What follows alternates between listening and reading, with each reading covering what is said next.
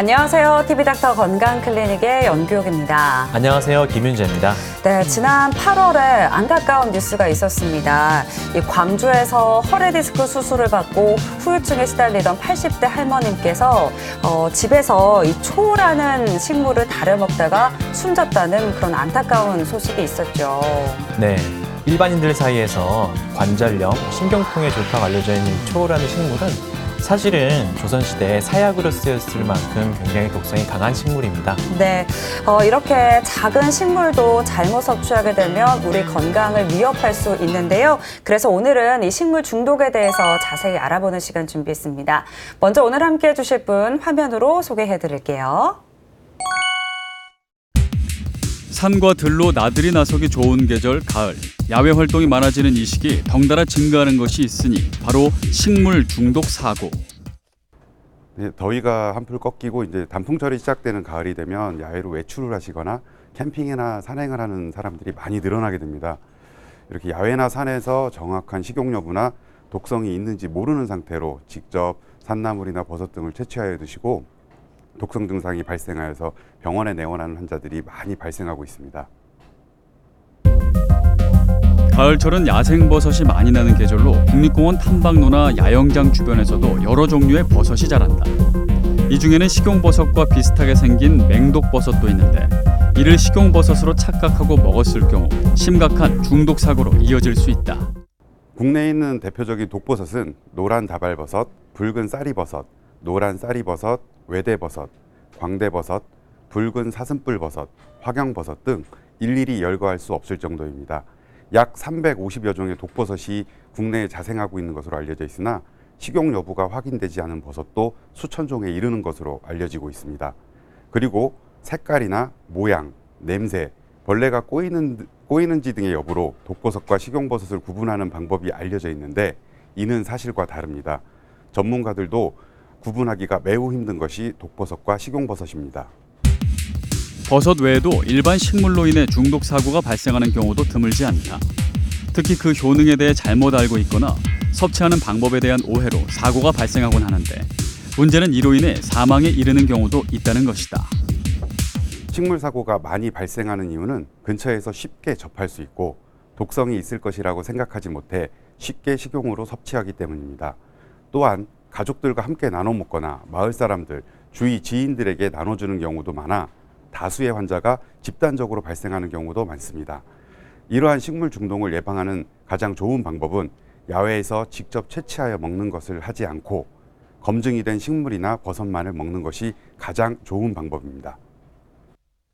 국립공원 구역 내의 모든 임산물을 별도의 허가 없이 채취하는 것은 불법으로 이를 어길 경우 자연공원법에 따라 3년 이하의 징역 또는 3천만 원 이하의 벌금에 처해진다. 또한 위법이 아니어도 모르는 식물을 먹는 것은 심각한 사고로 이어질 수 있어 무조건 금기하는 것이 좋은데 오늘 TV닥터 건강클리닉에서는 응급의학과 전문의 주기혁 과장과 함께 식물 중독에 대해 자세히 알아본다. 네, 가을에는 등산을 즐기는 분들도 많으시고요. 또 직접 산에 올라서 버섯을 채취해서 드시는 분들도 많이 계십니다. 그래서 이 가을이 식물 중독 사고가 일어나기 쉬운 계절이라고 하네요. 네, 그래서 이러한 사고를 미연에 방지하기 위해서는 잘 모르는 거는 먹지 말아야 되는데요. 자칫하면 목숨을 잃을 수도 있습니다. 네, 맞습니다. 그래서 오늘은 어떤 식물이 위험한지 그리고 어떤 문제를 일으킬 수 있는지에 대해서 자세히 알아보도록 하겠습니다. 먼저 앞서 영상으로 소개해드렸던 주기혁 과장 스튜디오에 함께하고 있습니다. 과장님 어서 오세요. 네, 반갑습니다. 네, 앞서서 저희가 이제 80대 할머님의 안타까운 뉴스를 또 전해드렸었는데요. 이런 식물 중독 사고가 좀 잦은 편입니까? 어떻습니까?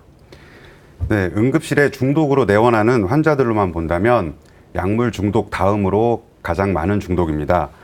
사실 정확한 발생 빈도나 전체 환자 수를 헤아리기가 어려운 게 식물 중독입니다. 섭취 이후에 가벼운 복통이나 오심, 구토, 설사 등으로 끝나는 경우에는 단순히 상한 음식을 먹어서 그렇겠거니 생각하거나 체했다고 생각해서 병원에 내원하지 않는 경우도 많이 있고 환자들이 독성식물인지 모르고 먹은 경우에는 병원에 와서도 어떤 식물을 섭취하였는지 말하지 않거나 하는 경우도 많이 있기 때문입니다. 하지만 병원에서 실제 근무를 하다 보면 생각보다 많은 환자들이 잘못된 식물 섭취로 인하여 병원에 오는 것을 볼 수가 있습니다. 네, 왜 과거에는 먹을 게 부족하다 보니까 길거리에 이제 흩어 있던 그런 식물 같은 거 많이 먹을 수 있었는데요. 요새는 누가 이렇게 먹을 게 풍족한 상황에서 그런 걸 주워 먹겠냐 싶은데 은근히 많지 않습니까? 어떻습니까? 예, 그렇습니다. 과거와 달리 현대에서는 일부러 찾아서 먹는 경우가 많이 있습니다. 사실 식물 중독이라는 것이 가장 문제가 되는 이유는 일상생활에서 너무나 쉽게 접근을 할 수 있다는 것입니다.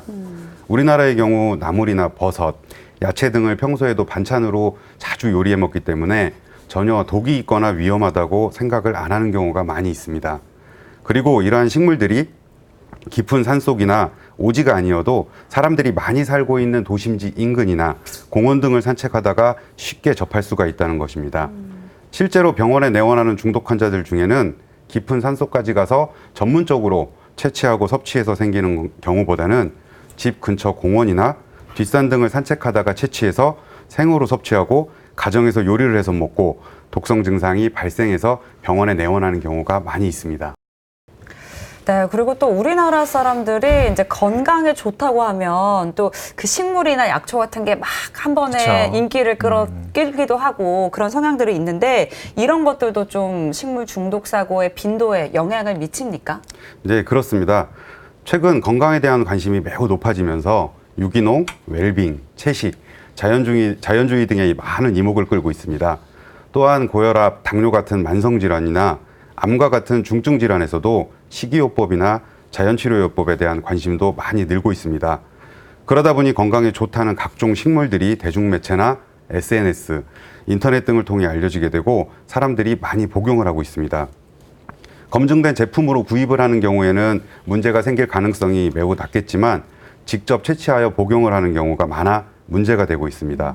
또한 개인적으로 혼자 채집을 하는 경우도 있지만 동호회나 모임 등을 통하여 주말이나 휴일 등에 같이 채집을 하러 다니는 경우도 많이 늘고 있습니다.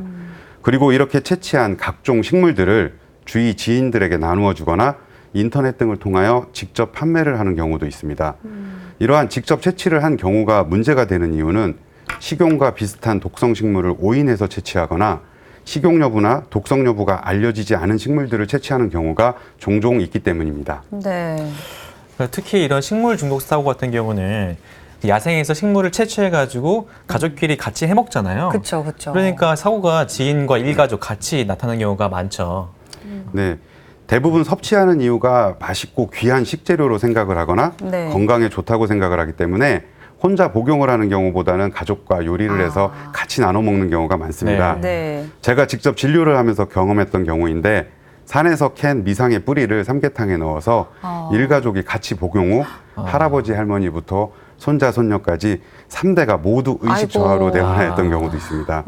이렇게 가족들과 나누어 먹는 경우뿐 아니라 마을 주민 30여 명이 집단적으로 독초를 오인하여 나누어 먹고 집단 발병한 사례도 있습니다. 아니, 그러니까 이게 건강에 좋은 거니까 우리 같이 먹어야지 이런 마음으로 그렇죠. 드셨을 텐데 네. 이렇게 안타까운 결과를 초래하는 게 좀 마음이 아프기도 한데요. 근데 이렇게 독성이 있는 식물들은 사실 전문가가 아니고서야 이게 독이 있는지 없는지 분별이 좀 불가능할 것 같은데요.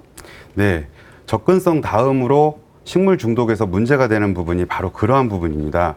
국내에서 자생하는 총 식물의 수는 약 8,300여 종으로 알려져 있는데 이 모든 식물에 대하여 식용 가능 여부나 독성의 여부가 알려져 있는 것은 아닙니다. 또한 독성 가능 여부나 식용 여부가 알려진 식물들 중에서도 모양이나 색상이 비슷하여서 오인하여 복용하는 경우가 많이 있습니다. 식물의 경우 모양이나 색상, 형태 등으로 독성 식물을 구분하는 것은 전문가라 하더라도 매우 어렵다고 합니다. 많은 경우 일반인들이 인터넷에 있는 사진이나 네. 모양에 대한 정보만을 보고 구별하여서 오인하는 경우가 흔합니다. 더욱이 자연 상태 그대로가 아닌 건조를 하거나 분말, 즙 등으로 만들어서 먹는 경우에는 원래의 식물을 판단할 수도 없고 독성을 판단할 수 없기 때문에 더욱 조심하여야 합니다. 네, 또 한 가지 문제는 이제 이게 사람들이 식물을 채취해서 건강을 위해 먹다 보니까 그 먹고 나서 뭔가 부작용이 생기고 몸이 이상해도 이게 몸이 좋아지는 과정이다라고 생각하고 병원에 안 오신다는 거가 있죠. 그렇죠? 예. 예로부터 우리나라에서는 많은 민간요법이 전해져서 내려오고 있습니다. 다양한 식물들을 약초로 이용하거나 건강에 도움을 주는 사용법들이 전해지고 있는데요. 실제로 약 성분이 증명이 된 경우도 소수 있습니다. 하지만 많은 민간요법들이 아직까지 명확하게 과학적으로 증명이 되지는 않았습니다. 어떠한 성분이 몸속에서 어떻게 작용하여 어떠한 효과를 내는지 등입니다. 하지만 아직도 많은 분들이 약효가 있다고 전해 듣거나 정보를 접하고 쉽게 섭취를 하는 경우가 많이 있습니다. 또한 섭취를 하고 나서 부작용이 발생하는 경우에 몸이 좋아지는 과정이다. 네. 신체 내에 독소가 빠져나가는 과정이다. 라고 생각을 해요. 복용을 중단하지 않고 복용을 계속 드셔요. 지속하거나 오히려 더 많은 양을 드시는 경우도 있습니다. 어떡해요. 진짜 너무나 안타까운데 사실 또 이런 분들도 계세요. 그런 식물들이나 아니면 벌 같은 곤충을 이제 술에다가 이제 네. 담궈가지고 담금주라고 이렇게 드시는 담금주. 분들 계시는데 이런 거는 좀 괜찮을까 궁금하거든요. 예, 실제 환자들을 보다 보면 정말 다양한 방법으로들 많이 드시는데요. 네. 채취한 자연 그대로 요리해서 섭취를 하거나 일반적으로 뭐 음식, 반찬 등으로 섭취하는 방법 이외에도 꿀이나 설탕에 재워서 먹는 경우, 그다음에 물에 달여서 먹는다고 하죠. 끓여서 먹는 네. 경우, 즙인으로 만들어 먹는 경우, 술에 재워서 담금주 등으로 다양하게 섭취를 합니다. 하지만 이러한 방법으로 섭취를 할 경우에는 자연 그대로 생으로 섭취를 하는 경우보다 네. 인체 내 소화기관에서 흡수가 더 빨라질 수 있습니다. 또한 숙성이나 농축 과정을 거치게 되기 때문에 소량만 섭취하여도 독성 물질을 다량 섭취하는 효과를 나타낼 수 있어서 오히려 더 위험할 수도 있습니다. 더 위험할 수가 있군요. 이게 이제 독성 물질을 얼마나 먹었는지도 중요한데요. 그렇게 야생에서 해가지고 음식에 같이 섞어 먹으면 내가 이 물질을 얼마나 먹었는지 알 수가 없지 않나요? 앞서서 말씀드린 것과 같이 1차적으로는 정확한 독성이 알려지지 않은 경우가 많이 있습니다. 또한 독성 식물로 분류되어진 경우에도 함유된 독성이 어떠한 물질인지 아직 연구가 되어지지 않은 경우도 많이 있습니다. 또한 독성 물질이 밝혀졌다 하더라도 얼마큼 먹었을 때 인체 내에서 독성 효과를 나타내는지 알려주는 독성 용량이 안 알려진 경우가 대부분입니다. 네. 또한 일반적으로 우리가 먹게 되는 약품, 의약품 같은 경우에는 정확한 성분과 함량을 지켜서 만들어지기 때문에 섭취한 용량이 독성과 비례하게 됩니다. 네. 예를 들어서 하나를 먹었을 때와 열알을 먹었을 때를 비교한다라면 하나를 먹었을 때보다 열알을 섭취한 경우가 정확히 10배를 먹었다라고 약품의 경우에는 우리가 판단을 할 수 그렇죠. 있지만 네. 식물의 경우에는 다수의 사람들이 똑같이 한 뿌리씩을 나눠 먹었다 하더라도 각각 한 뿌리에 들어있는 독성 용량이 다를 수가 있기 그렇죠. 때문에 독성 효과 또한 다 다를 수가 있습니다. 네. 그건 진짜 아무도 알 수가 없겠네요. 얼마큼 함유가 되어 있는 건지. 그리고 또 어떤 분들은요, 뭐 일부 식물의 경우 뭐 말려서 먹거나 뭐 끓여서 먹으면 이게 독성이 없어진다. 이렇게 알고 계신 분들도 계십니다. 이거는 맞는 말인가요? 어떻습니까? 아닙니다. 대부분 이러한 경우들이 이미 독성이 있다라고 알려져 있는 경우인데요. 독성이 있지만 민간요법으로 이용하거나 혹은 식용으로 사용하기 위해서 자체적으로 독성 제거를 시도하는 경우가 있습니다. 대표적으로 끓는 물에 삶으면 독성이 빠져나가기 때문에 그 끓인 물만 버리고 네. 나서 먹으면 안전하다던가 자연적으로 건조를 오래 시키거나 아니면 찌는 등의 방법들이 알려져 있는데요. 네. 이러한 방법들은 결코 독성을 제거할 수는 없습니다.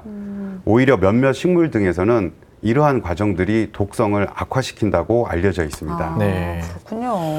또 이런 것도 문제입니다. 이제 어떤 식물 같은 경우는 먹자마자 증상이 나타나는 게 아니라 네. 먹고 나서 한참 있다가 증상이 생기는 경우도 있거든요. 이런 경우는 어떤가요?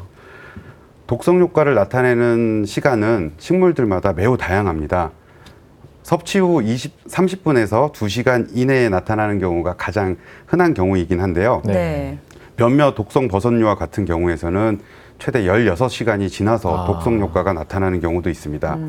사람이 입을 통해서 뭔가를 섭취하게 되는 경우 1차적으로 소화가 되고 분해가 되고 흡수가 되는 곳은 위장관 계통이기 때문에 오심, 구토, 복통 등의 소화기 증상은 대부분 섭취 이후에 즉각적으로 빨리 일어나는 편입니다. 하지만 의식 변화 같은 신경계통 증상은 섭취한 독성 물질이 인체 내에 흡수되고 나서 대사와 분해 과정을 거친 이후에 그 대사 물질이 독성을 나타내기 때문에 섭취 후 수시간이 경과한 이후에 발생을 할 수 있습니다. 이렇게 이러한 경우에 의식이 저하된 상태로 병원에 오게 되면 무엇을 먹고 증상을 발생했는지 의사들은 판단할 수가 없습니다. 그리고 간이나 신장에 독성을 나타내는 물질들은 섭취 후 수일이 지나서 간 수치나 신장 수치의 상승을 유발하는 경우도 있습니다. 네. 그러면 이런 독성 식물을 좀 먹었을 때 뭐 해독제라든가 아니면 뭐 치료 방법들은 어떻게 될까요? 앞서 말씀드린 바와 같이 독성이 안 알려져 있는 경우가 많고 독 성분이 알려져 있다 하더라도 해독제가 있는 경우는 거의 없습니다. 또한 병원에서 어떤 혈액 검사나 소변 검사를 통하여 독성의 유무를 혹은 독성의 성분을 알아낼 수 있는 방법도 없습니다. 따라서 이런 식물 중독의 경우 첫 번째 치료는 환자들 각각이 발생한 증상에 맞추어 치료를 하는 대중요법을 할 수밖에 없습니다. 병원에서는 일반적인 화학약품이나 약물 중독 환자에서는 위세척이나 활성탄 투여 같은 방법이 일반적으로 사용되어지는데 이러한 방법도 제한적일 수밖에 없습니다. 왜냐하면 많은 환자들이 단순히 상한 음식을 먹거나 체해서 그렇게 했거니 생각을 하고 병원에 늦게 오는 경우들이 많은데 맞아요. 위세척 같은 경우는 섭취 이후 1시간에서 2시간 정도가 경과하게 되면 치료에 의미가 없는 경우가 많기 때문입니다. 네. 또한 의식이 저하되어 있는 경우에는 흡인의 위험 등이 있기 때문에 위세척을 매우 조심스럽게 할 수밖에 없습니다. 활성탄의 경우에는 위세척보다는 식물 중독에서 사용을 해볼 수 있다라는 의학적인 연구 결과들이 있는데요. 그 효과가 명확하게 입증된 것은 아닙니다. 네. 뭐 이제 특별한 해독제도 없고요. 뭐 치료 방법이 있긴 하지만 그게 얼만큼 효과가 있는지 입증이 안 된다고 하니까 먹기 전에 진짜 그렇죠. 주의를 해야 될 것 같습니다. 네, 그래서 지금부터는 이제 우리가 일상생활에서 접해볼 수 있는 그 식물 중독에 대해서 알아볼 텐데요. 먼저 자리공이라는 식물입니다. 자리공은 어떤 식물인가요? 아마 응급실에서 버섯과 함께 식물 중독으로 내원하는 가장 많은 경우일 것입니다. 네. 자리공은 한국 전역에 자생하는 상륙과 자리공과의 식물로서 일반적으로는 당륙, 다미, 장녹, 자리생이, 상륙 등으로 불리우기도 합니다. 신경통치료제나 이뇨제 등으로 민간요법으로 예로부터 많이 이용되어 왔고요. 자리공은 깊은 산속이 아니라 도심지 주택가나 공원, 도로변, 아파트 화단 등지에서도 매우 쉽게 발견되는 네. 식물입니다. 사진을 보시게 되면 생긴 모습이 마치 도라지나 삼, 예. 진짜요? 하수오, 뿌리가 굵은 것은 칡과 매우 비슷하기 때문에 그러네요, 진짜. 오인하여 복용하는 경우가 매우 많은 식물입니다. 되게 익숙한 네. 그 외형을 갖고 있는 딱 식물이네요. 보니까 완전 그냥 도라지인데요. 먹어도 될 것 네. 같고. 그러면 이 자리공은 먹었을 때 어떤 증상이 나타나나요? 가장 흔한 증상은 오심, 구토, 복통 같은 소화기 계통 증상입니다. 매우 심한 구토와 설사가 아이고. 발생하게 되는데요. 네. 하지만 독성이 심하지는 않아서 대부분의 경우에는 항구토제나 진경제 같은 소화기 약물과 수액 공급으로 증상이 호전되는 경우가 많습니다. 하지만 구토나 설사가 심하면 단기간 입원 치료가 필요할 수도 있습니다. 심하게 많이 먹은 경우에는 중추신경계 자극에 의한 실신이나 의식 변화도 발생하는 것으로 알려져 있습니다. 그리고 소아나 고령의 환자에서는 이러한 구토와 설사로 인해서 탈수가 발생하는 경우 급성 신부전이 발생할 수도 있습니다. 네. 네, 다음은 진달래인데요.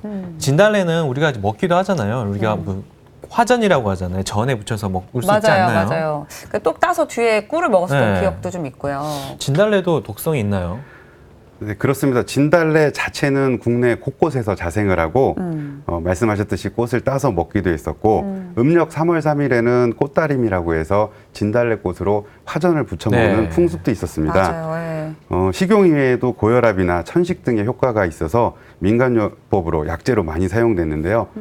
알고 계시는 진달래꽃 자체는 꽃 수술만 제거하게 되면 독성은 없는 것으로 알려져 있습니다. 하지만 이 진달래류, 진달래과의 다른 식물들, 네. 철쭉, 대표적으로 철쭉 같은 꽃들에는 그레이아노톡신이라는 독성 물질이 포함되어 있습니다. 아, 이게 문제가 되는 것은 진달래꽃과 철쭉을 모양으로 구분하기는 매우 힘든데요. 되게 비슷하잖아요. 사진을 보시게 되면 네. 예, 같은 꽃처럼 보이시죠? 네. 예, 좌측이 여러분 일반적으로 알고 있는 진달래꽃이고 우측이 철쭉입니다. 아. 예, 철쭉도 진달래과에 속하는 꽃인데요. 네. 이 철쭉을 진달래꽃으로 알고 잘못 섭취하여서 종종 사고가 발생을 합니다.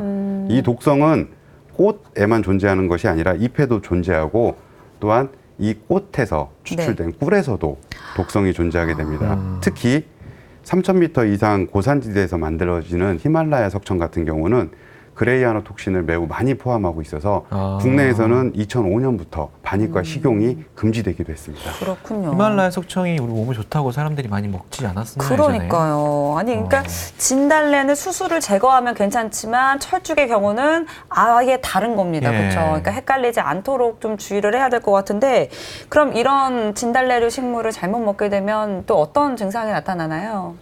네, 이 철쭉이나 석청 등에 있는 그레이아노톡신은 다른 중독과 마찬가지로 오심, 구토 등의 소화기 증상을 발생을 시킵니다. 하지만 가장 많이 그리고 가장 심각하게 발생하는 증상은 심혈관계에 나타내는 독성입니다. 저혈압이라든지 가슴 불편감, 심장이 지나치게 느리게 뛰거나 불규칙하게 뛰는 부정맥, 실신 등을 유발시키며 심각한 경우 사망을 일으키기도 합니다. 국내에서도 철쭉이나 석청을 복용한 이후에 사망한 사례가 몇 건 보고된 적이 있습니다. 네.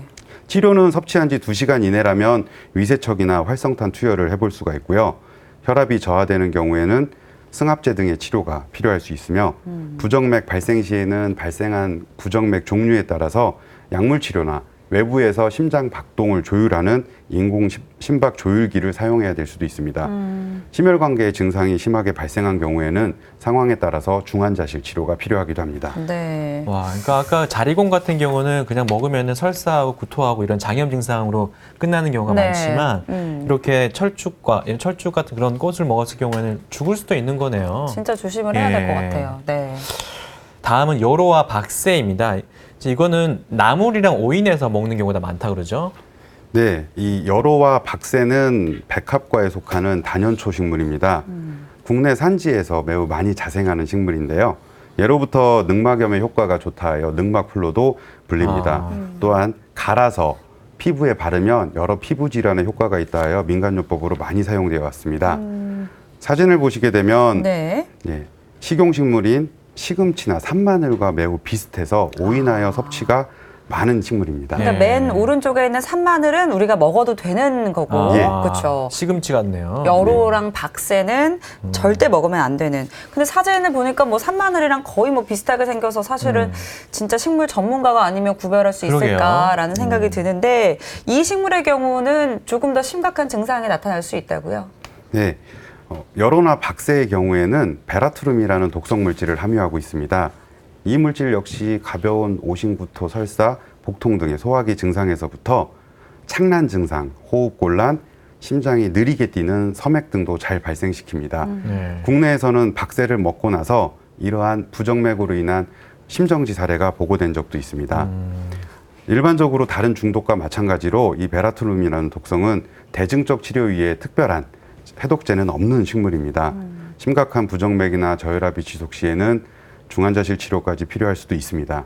하지만 초기에 적절한 증상 치료를 받으면 24시간에서 48시간 이내에 호전되는 경우가 대부분이나 초기에 적절한 치료를 받지 못하면 증상이 5일에서 10일까지도 지속될 수 있습니다. 네. 다음은 흰 꽃 동말풀입니다. 이름에도 독이 들어가 있네요. 네, 사진을 보시면 흰꽃 동말풀은 가지과의 식물로 예전에는 발황산, 발홍산, 악마의 나팔 등으로 불리우고 있는 식물입니다.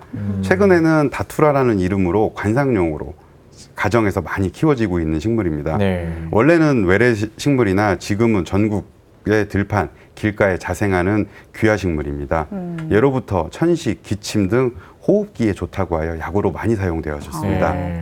아니 그냥 뭐 우리가 길 가다가 볼 수 있는 나팔꽃처럼 생겼는데 네. 이게 약으로도 사용이 됐었다고 하는데 좀 먹었을 때는 어떤 증상을 보이게 되는 걸까요?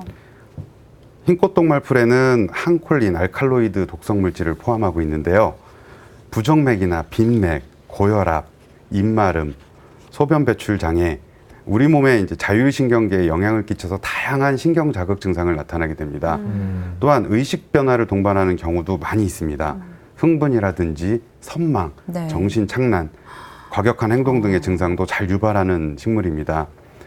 흰꽃 동말풀은 씨를 섭취하는 경우가 많은데요. 이 씨를 섭취했을 경우 씨가 소화가 되지 않고 오랜 시간 윗속에 남아서 독성 효과를 낼 수 있습니다. 따라서 씨를 섭취했을 때는 12시간이 지나도 위세척을 시도해 볼 수가 있습니다. 자율신경계에 대한 독성은 우선적으로 대증적 요법을 시도해 보고 반응이 없거나 상태가 악화되는 경우에는 피조스트립인이라는 신경작용제를 사용해 볼 수 있습니다. 네. 다음은 이제 이름만 들었을 때는 굉장히 착한 식물인데요. 천사의 나팔이라는 식물인데. 천사의 나팔. 천사의 네, 나팔. 예쁘네요, 이름이. 예, 아까 흰꽃 동말풀은 악마의 나팔이었죠? 네, 맞아요. 이거는 천사의 나팔인데 이거가 독성이 있나요? 어떤 독성이 있을까요? 네, 천사의 나팔은 앞서 말씀드린 흰꽃 동말풀과 같은 가지과의 식물이고 부르그만시아라고도 불리며 최근 관상용으로 많이 키우고 있는 식물입니다. 사진을 보시면 꽃 모양 자체는 흰꽃 동말풀과 매우 유사합니다. 네. 그렇네요. 네. 자라는 방향이 아래로 자라고 악마의 나팔은 위로 자라는 특징을 네. 갖고 있는데요. 이 천사의 나팔 또한 씨앗을 말려서 가루로 만들어서 섭취를 하게 되면 관절염에 효능이 있다고 알려져서 많이 복용하고 중독 사고가 발생했던 꽃입니다. 주 증상은 의식 변화를 초래하는 증상인데요. 환청이나 환각, 의식 변화 등의 증상을 나타나게 되는데 이러한 상태에서 병원에 내원하게 되면 이 환자가 이것을 먹었는지 안 먹었는지 의사 입장에서는 확인하기가 매우 어렵습니다. 네. 의식 변화를 초래할 경우 기도 확보 등의 호흡 유지만 적절히 되어진다면 대부분 수액 치료 등의 대중요법으로 쉽게 호전되는 양상을 보입니다. 네. 그리고 다음으로 알아볼 식물은 피마자입니다. 그러니까 예전에 그 아주까리라고 불렀던 식물이 이 식물이라고요. 네, 그렇습니다. 그림을 보시면 매우 익숙하실 텐데요. 예전에 아주까리 또는 비마자라고도 불렸던 피마자입니다. 예로부터 변비약이나 탈모에 효능이 있다고 해서 민간요법으로 많이 사용되어졌는데요. 일반적으로 피마자는 씨를 가지고 기름을 짜서 사용을 하게 됩니다. 이렇게 만들어진 기름에는 독성이 없지만 기름을 짜고 나서 남은 유박에는 리신이라는 단백질 합성을 억제하여 다발적으로 장기에 손상을 주는 아주 매우 강력한 독성 알부민이 있습니다. 네. 이 리신은 사람에서도 매우 소량만 섭취하게 돼도 사망에 이를 수 있는 맹독성 물질인데요. 씨를 생으로 먹거나 씨에서 기름을 짜서 남은 유박을 섭취하게 되는 경우 이 리신 중독을 초래하게 됩니다.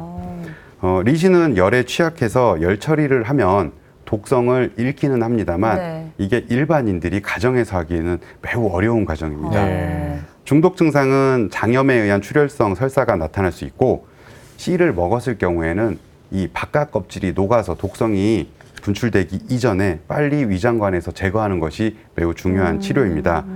하지만 아까 말씀드린 기름을 짜고 남은 유박을 먹은 경우에는 네. 위장관 세척이 크게 도움이 안 될 수도 있습니다. 역시 대증치료 이외에는 특별한 치료법은 없습니다. 네. 그렇군요. 네, 다음은 앞서 광주에서 할머니가 드시고 사망하셨던 초호라는 식물입니다. 이 응급실에 이 초호는 은근히 많이 드시고 오시지 않나요? 네, 그렇습니다. 초호는 사진을 보시면 좌측에 보이는 꽃이 투구꽃입니다. 투구꽃이나 지아비꽃, 새잎돌적이 등의 뿌리로 만든 약체를 통칭하는 말입니다. 네. 예전부터 관절통이나 신경통 등의 효능이 좋다 하여 민간요법으로 매우 많이 사용하는 약재입니다. 이 초호에는 아코니틴이라는 독성 물질이 포함되어 있는데요. 이 물질은 0.2mg의 매우 소량으로도 독성을 나타내고 3mg 정도만 섭취하여도 사람이 사망을 할 수가 있습니다. 만약에 갓 캐낸 이 초호를 생으로 섭취한다고 할 경우 1g의 생초호만 섭취하여도 치사량에 이를 정도로 매우 위험한 약재입니다. 네. 말씀하셨듯이 국내에서는 초호 중독으로 인한 사망 사례가 다수 보고되었습니다. 그래서 이러한 독성 때문에 아시아권의 몇몇 나라에서는 이 초호를 약재로 사용하거나 민간에서 복용하는 것을 혹은 판매하는 것을 중단시킨 나라도 있습니다. 이 아코니틴이라는 독성 물질은 주로 심혈관계 증상을 발생하며 치명적인 부정맥, 그다음에 혈압저하, 심장마비 등을 유발시킵니다. 하지만 민간에서는 이렇게 맹독성인데도 뿌리를 찌거나 소금물에 담궈두면 독성이 없어지거나 혹은 부작용이 발생하더라도 소량씩 점차 증량을 해나가면서 먹게 되면 내장기관이 튼튼해진다. 이렇게 알려져서 복용을 하는 경우가 많이 있습니다. 아. 또한 중독 증상이 발생했을 경우에 민간요법으로 검정콩이나 감초를 달여서 먹으면 해독이 된다. 이렇게 해서 아. 병원에 오시지 않는 경우도 종종 있습니다. 초우 또한 특별한 해독제는 없고 대증적 요법 위에 특별한 치료는 없는데 대부분의 경우 심혈관계 증상 때문에 중환자실 치료를 필요로 하는 경우가 많이 있습니다. 네. 네, 이런 이제 확인되지 않은 방법들 때문에 이제 건강이 위험해질 수 있다라는 거를 오늘 시간을 통해서 꼭 알고 계셨으면 좋겠습니다. 네. 이번에는 또 버섯에 대해서 좀 알아보겠습니다. 이제 가을이 되기도 했고요. 이제 산에 가서 버섯을 캐서 드시는 분들 생각보다 굉장히 많이 계십니다. 그래서 좀 사고도 가을에 많이 난다고요. 네, 이제 가을을 맞아서 본격적인 단풍철이 시작되고 네. 산행이나 캠핑을 하시는 분들도 많이 늘어나고 그럼요. 있습니다. 네. 그러다 보니까 야생에서 이렇게 채취한 버섯을 잘못 드시고 병원에 많이 오시게 됩니다. 국내에는 약 5천여 종의 버섯이 자생을 하고 있다고 알려져 있는데요. 식용이 명확하게 가능하다고 알려진 경우는 350여 종이고 네. 300여 종은 독성이 있다라고 알려져 있습니다. 하지만 이 나머지의 수천 종의 버섯의 경우에는 독성이 있는지 없는지 식용이 가능한지 아닌지 아직 파악이 되지 네. 않은 버섯들입니다. 네. 버섯 중독에 있어서 제일 문제가 되는 부분이 독버섯인지 식용버섯인지 오인을 해서 복용을 하는 경우인데요. 네. 평소 흔히 복용을 하는 송이버섯이나 밀버섯, 쌀이버섯 등인 줄 알고 캐어서 복용을 하셨다가 네. 독성으로 치료를 받으시는 경우가 아이고. 매우 많습니다. 근데 우리가 이제 색이 화려하고 예쁘면 독버섯이라고 생각할 수 있는데 그 네. 맞는 생각인가요? 아마도 이 독버섯에 대해서 가장 많이 알려진 오해가 지금 말씀하셨듯이 모양이나 색깔이 화려하거나 한 경우 독버섯이다. 네. 맞아요. 그리고 모양이 수수하거나 단색, 흰색 이런 경우에는 식용을 할 수 있는 네. 버섯이다라고 알려져 있는데요. 사진을 보시면 지금 제가 2개의 버섯 사진을 올려놨습니다. 네. 좌측에 보이시는 빨갛고 뭔가 네. 화려해 보이는 버섯과 오른쪽에 우리가 이제 버섯이라고 일반적으로 생각하는 생각했을 때 버섯의 모양. 모양. 네. 어느 쪽이 식용버섯이고 어느 쪽이 독버섯일까요? 아니, 이 이미지만 네. 봤을 때는 딱 봐도 왼쪽인데요. 왼쪽이 독버섯 네. 아닐까요? 왼쪽은 이제 달걀버섯이라고 아. 이 네로 시대 때부터 식용으로 사용된 아주 유명한 식용버섯입니다. 먹어도 되는 네. 버섯이군요. 그리고 오른쪽에 있는 버섯은 광대버섯이라고 국내에서 매우 많은 버섯 중독 사고를 일으키는 맹독버섯입니다. 이건 진짜 모르겠어요. 송이버섯 같이 생겼는데요. 네, 오른쪽 버섯은 몸에 먹어도 좋을 될 것 것 같은데. 같이 생겼어요. 하지만 이렇게 모양이나 색깔 이외에도 네. 독버섯과 식용버섯의 구분법들이 많이 인터넷 등이나 이렇게 알려져 있는데요. 하나하나 보시게 되면 첫 번째 지금 말씀드렸듯이 색이 뭐 화려하고 원색이다. 또한 채취를 해서 이렇게 세로로 찢어봤을 때 잘 찢어지지 않는 게 독버섯이고 잘 찢어지면 식용버섯이다. 그리고 독버섯에는 벌레가 꼬이지 않는다. 하지만 벌레들은 사람과는 완전히 다르기 때문에 독버섯, 식용버섯을 가리지 않습니다. 네. 그리고 요리를 하거나 이 버섯을 끓인 물에 은수저를 넣게 되면 은수저가 까맣게 변하게 된다. 독버섯은. 네. 그 다음에 이 버섯의 중간 대부분에 띠가 있으면 식용버섯이고 띠가 없으면 독버섯이다. 예, 그래서 나무에서 자라는 버섯은 식용버섯이고 음지나 이렇게 습한 데서 자라는 버섯은 독버섯이다. 또한 물에 끓이거나 뭐 가지랑 같이 볶아서 요리를 하거나 들기름 등을 넣으면 독성이 사라진다. 이러한 것들이 일반인들에게 이제 많이 알려진 독버섯과 식용버섯의 구분 방법인데요. 이거는 모두 틀린 말입니다. 그러니까 지금 말씀해 주셨던 거는 우리가 다 잘못 알고 있는 네, 잘못된 그렇습니다. 버섯 상식인 거죠. 예. 이 전문가들조차도 모양이나 색상, 뭐 자라는 위치, 냄새 등으로 독버섯과 식용버섯을 구분하는 것은 매우 어렵다고 얘기를 합니다. 그러니까요. 뭐 5,000종 중에서 350종 식용버섯 또 300종은 독버섯 이렇게 구분이 돼 있고 나머지는 아직 확인되지 않은 어렵다. 것들이 많으니까 그냥 뭐 마트나 네, 아니면 그런 것만 사 재래시장에 먹어야겠어요. 가서 좀 구매를 해서 드시는 게 조금 안전하지 네. 않을까라는 생각이 듭니다. 네, 그리고 또 버섯에 대해서 조금 더 알아보도록 하겠습니다. 이제 쌀이버섯이에요. 쌀이버섯은 식용버섯이잖아요. 네, 쌀이버섯은 국내에서 식용으로 매우 많이 섭취하는 버섯입니다. 네. 국내에는 이 쌀이버섯도 약 10여 종의 쌀이버섯이 존재하게 되는데요. 그 중에서 노랑 쌀이버섯이나 붉은 쌀이버섯은 그 자체로도 독성을 나타내게 됩니다.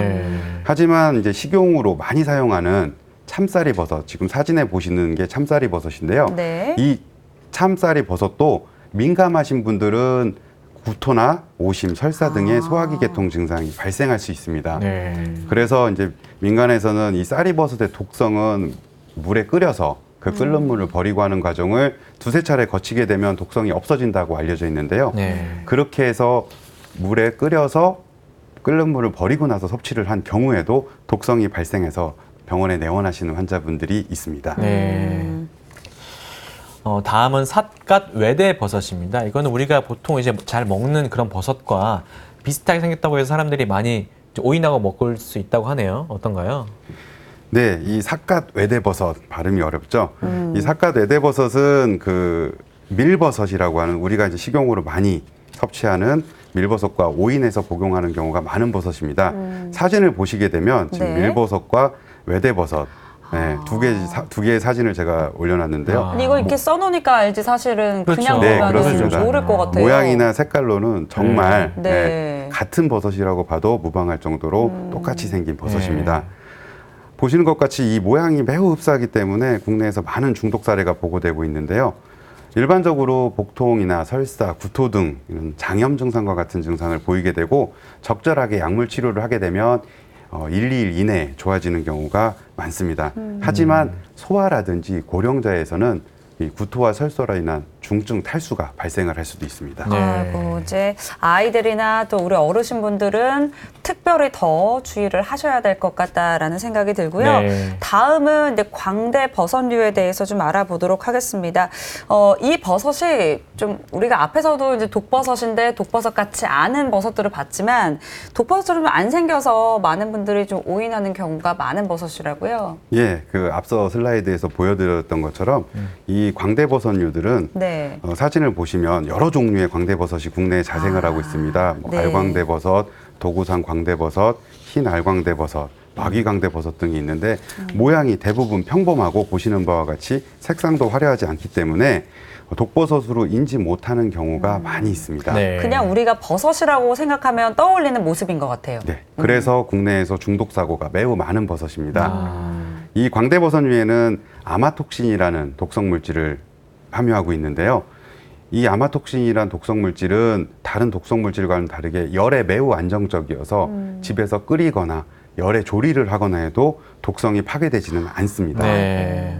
또한 아마톡신 이외에도 이보테닉산이라는 독성 물질도 포함이 되어 있는데요. 네. 이 물질은 특이하게 건조를 시키는 경우 독성이 더 강해지는 특징이 있습니다. 건조를 시키는데 독성이 더 예, 강해져요? 말려서 먹게 되면 독성이 더 강해질 수가 네. 있습니다. 아이고. 섭취하게 되는 경우에는 환시, 환청, 정신 착란 등의 신경계 증상을 매우 잘 발생시키고 네. 또한 특징이 섭취 후 4시간에서 16시간 정도까지는 별다른 증상이 없다가 이후에 의식 변화가 발생하는 뒤늦게 지연성으로 증상을 발생시키는 특징을 가지고 있습니다. 네. 이러한 특성 때문에 증상이 발생을 해서 병원에 내원을 하셨을 경우에는 일반적인 위세척이나 활성탄 투여 등이 효과가 없는 경우가 많이 있습니다. 시간이 늦어서 오시는 거죠? 네. 심한 경우 혼수나 사망 사례도 보고되고 있으며 국내에서 버섯으로 인한 중독 사망 사고 중에서는 주 원인인 버섯입니다. 네. 네, 마지막으로 붉은 사슴 뿔 버섯입니다. 네, 붉은 사슴 뿔 버섯인데 이거는 이제 우리 몸에 좋은 버섯과 좀 비슷하게 생겼다고 해요. 네. 10여 년 전에 다수의 그 의학 논문들이 이렇게 저널들이 발표된 적이 있었었는데요. 네. 이제 그게 영지버섯을 섭취하고 난 이후에 중증의 빈혈이나 골수 기능 저하가 발생했다는 이런 사례들이 의학 저널에 보고가 된 적이 있었습니다. 근데 이제 이후에 밝혀진 사실이 그게 영지버섯이 아니라 붉은 사슴뿔 버섯이었다. 이제 의사들도 착각을 했을 정도로 예, 그렇게 밝혀진 적이 있었는데요. 영지버섯은 몸에 되게 좋은 거잖아요. 그러니까요. 예, 이거를 오인해서 잘못된 논문을 쓰신 거네요. 네, 어. 이제 불로초라고도 하고 예, 영지버섯은 그렇게 이제 알려져 있는데요. 네. 사진을 보시게 되면 이제 일반적으로 알고 계신 영지버섯과는 조금 모양이 다르죠. 이게 거의 비슷한데요. 덜 자란 영지버섯, 그쵸. 예, 어린 우리가 영지버섯입니다. 광고에서 보는 거랑 좀 다르네요. 예. 네. 버섯은 처음에 자랄 때 이 성장하는 과정에 따라 모양이 많이 변하는 식물인데요. 이 어린 영지버섯과 붉은 사슴뿔 버섯을 오인해서 섭취하는 경우가 많이 있습니다. 이 붉은 숯불버섯에는 트리코테신이라는 독성분이 들어있는데요. 네. 이 물질이 과거에 생화학 무기의 원료로도 사용되기도 했던 독성분입니다. 와, 치명적인 거군요. 예. 네. 이 성분도 또한 열을 가해도 파괴되지 않고 또한 먹어서만 섭취를 했을 때만 독성이 발생하는 것이 아니라 네. 만져서 피부를 통해서나 아니면 호흡기를 통해서도 다양한 경로로 독성이 흡수가 되는 것이 특징입니다. 인체 내에서는 이 DNA와 RNA 합성을 방해해서 다양한 장기 손상 등을 유발하는데요. 백혈구나 적혈구, 혈소판 등의 생성을 억제하기도 하고 간이나 콩팥 등의 다발성 장기 손상을 유발하기도 합니다. 이전에는 이 붉은 사슴뿔 버섯은 깊은 산속이나 오지 등에서만 좀 발견이 됐었는데요. 최근에는 도심지 주변에서도 발견되는 사례가 늘고 있고 네. 그에 따라서 또한 중독 사례 또한 늘고 있는 게 사실입니다. 네. 이제 섭취 말고도 피부를 통해서 또 호흡기를 통해서도 독성이 전해질 수 있다고 하니까 더 유의를 하셔야 될 것 같습니다. 네. 오늘은 이제 건강을 심각하게 위협하는 식물 중독에 대해서 알아봤는데요. 마지막 질문이 될 것 같습니다. 이렇게 식물 중독 사고 우리가 좀 예방하기 위해서는 어떻게 해야 될까요, 과장님? 의사뿐 아니라 모든 이런 식물을 연구하는 전문가들이 하나같이 하는 말이 있습니다. 야생에서 직접 채취해서 절대 섭취하지 말라. 네. 앞서 말씀드린 바와 같이 모양이나 형태, 냄새, 색상 등으로 이 독성식물과 독성식물이 아닌 것을 구분하는 것은 수십 년간 연구를 한 전문가들도 매우 어려워하는 부분입니다.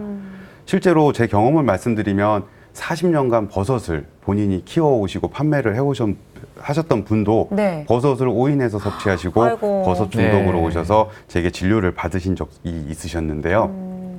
다시 한번 말씀을 드리지만 직접 채취를 해서 먹거나 혹은 본인만 드시는 게 아니라 주위 사람들이나 가족들에게 나누어 주는 거는 절대 하지 마시고 검증 후에 판매가 되는 안전한 식물들만은 드시는 것이 식물 중독 사고를 예방하는 가장 좋은 방법이라고 생각을 합니다. 네. 오늘은 주기혁 과장과 함께 식물 중독에 대해서 알아봤습니다. 과장님 오늘 말씀 감사합니다. 네. 네, 오늘 이제 함께 시간을 하면서 느꼈던 건 모르는 건 절대로 먹지 말자. 그리고 아는 것 같아도 절대로 먹지 말아야겠다라는 겁니다. 좀 괜찮겠지 아니면 몸에 좀 좋다고 하니까 먹어봐야지 이런 생각이 자칫하면 건강에 아주 치명적인 영향을 미칠 수 있다는 거 꼭 기억하셔야겠습니다. 네. 야생에서 채취한 것, 그리고 잘 모르는 것 절대 드시지 마시고요. 혹시라도 드셔가지고 증상이 발생했을 경우에는 빨리 응급실에서 치료를 받으시는 게 중요할 것 같습니다. 네, TV닥터 건강클리닉 오늘은 여기까지입니다. 저희는 다음 이 시간에 다시 찾아뵙겠습니다. 고맙습니다.